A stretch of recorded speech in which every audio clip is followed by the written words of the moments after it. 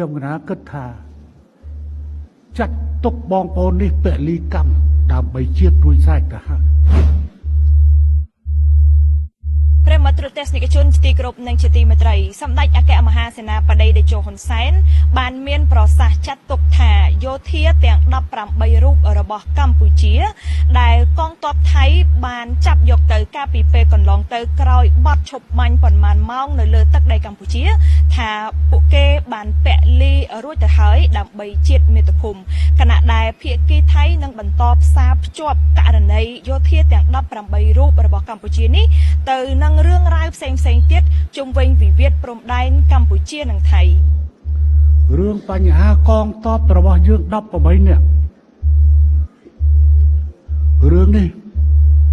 តាំងពីថ្ងៃដំបូងខ្ញុំគិតត្រូវណាស់ការចាប់កងទ័ពយើងចាប់ក្រោយពេលបទជុំបាញ់ប្រមាណមកខ្ញុំគិតថាចាត់ទុកបងប្អូននេះពលីកម្មដើម្បីជាតិរួចស្រេចទៅហើយគេច្បាស់ណាស់នឹងយកបញ្ហានេះទៅដោះដូររឿងនេះរឿងនោះហើយបងប្អូនទាំងនោះក៏ពិតជាយល់ក្រុមគូសារក៏ពិតជាយល់គេច្បាស់ជាតបភ្ជាប់រឿងនេះរឿងនោះនៅលើពិភពលោកតើច្បាប់ទម្លាប់អន្តរជាតិនៅទីណាទៅ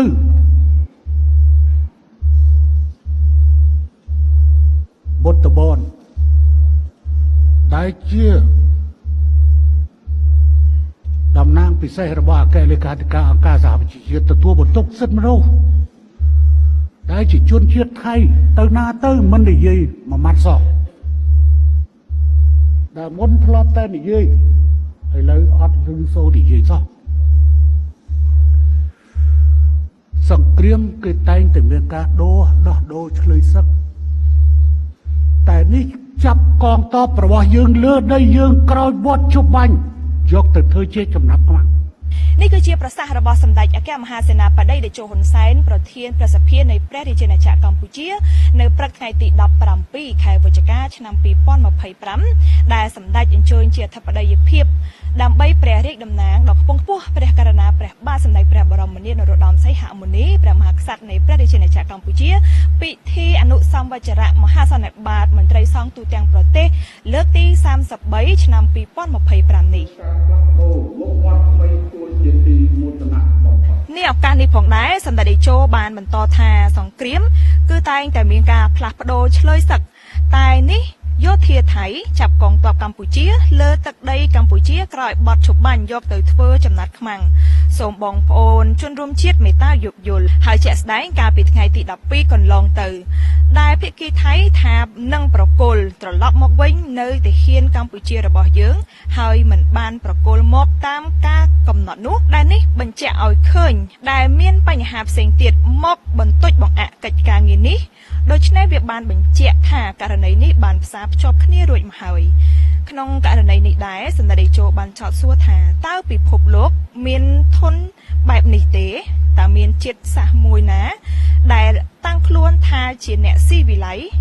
ហើយមកដោះដូរបងប្អូនរបស់យើងខណៈដែលពួកគាត់ទាំង18រូបមិនមែនជាឆ្លើយសឹកនោះទេសម្ដេចជោបានថ្លែងសុំទោសចំពោះក្រុមគ្រួសារដែលមានប្តីមានឪពុកមានកូនស្ថិតក្នុងចំណោមយោធាទាំង18រូបដែលត្រូវបានកងទ័ពថៃចាប់យកទៅក្រោយបទឈប់បាញ់ប៉ុន្មានម៉ោងមកនោះហើយមកដីយើងទៀត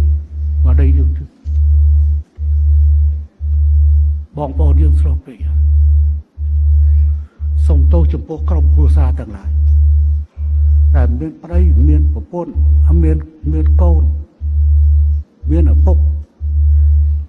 តែខ្ញុំនិយាយរឿងនេះចេញមកអរគុណប្រិយមិត្តទស្សនិកជនដែលបានតាមដានទស្សនាសេចក្តីរាយការណ៍នាងខ្ញុំឈឹមធីតាពីវិទ្យាស្ថានជាតិអប់រំ